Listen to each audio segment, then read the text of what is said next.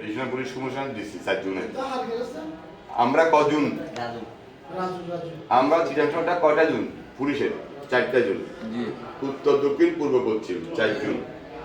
4 জুনে 4 ডিসি বসা এবং মেয়র মহোদয় কিছুক্ষণ পর ঢুকছে, ঢুকিয়ে কথাবার্তা শুরু হলো, আলোচনা।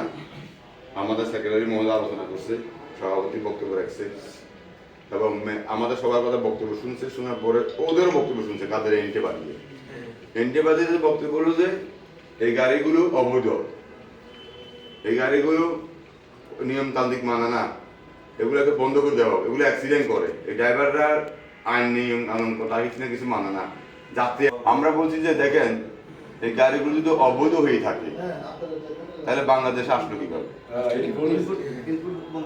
আপনি আমাদের এই যে কন্ট্রোল মোটর, পিকআপ, সুইচ, তারপরে হরন এবং যা যা দরকার সব তো চায়না থেকে আমার রাজস্ব দিয়ে, ট্যাক্স দিয়ে দেশে ঢুকার পরে যদি এটা অবৈধ হয়ে যায়, তাহলে এটা তো মেনে নেওয়ার মতো না মাননীয় মেয়র মহোদয়। হ্যাঁ, আর আপনি যে কথা বলছেন, ওনারা আমার প্রতিপক্ষের লোকরা যে কথাগুলো বলছে, গাড়িগুলো অ্যাক্সিডেন্ট করে, তো এই পর্যন্ত অনেকগুলো বিমান অ্যাক্সিডেন্ট করছে, বিমানকে বন্ধ করে দিয়েছেন? অনেকগুলো ট্রেন অ্যাক্সিডেন্ট করছে, বাংলাদেশ সরকার ট্রেনকে বন্ধ করে দিয়েছেন।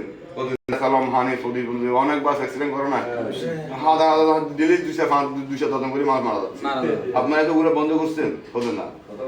তাহলে বন্ধ যদি না করেন, আমরা গভর্নমেন্টকে ট্যাক্স দিয়ে মালগুলো দেশে আসতেছে, ব্যাটারিগুলো গভর্নমেন্টকে ট্যাক্স দিয়ে বাংলাদেশে আসতেছে, চায়না ব্যাটারিগুলো আপনারা রাজস্ব নিচ্ছেন।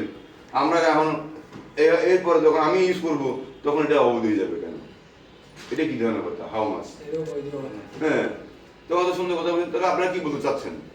তখন আমরা বললাম যে আমাদেরকে নীতি মেলা করে দেন।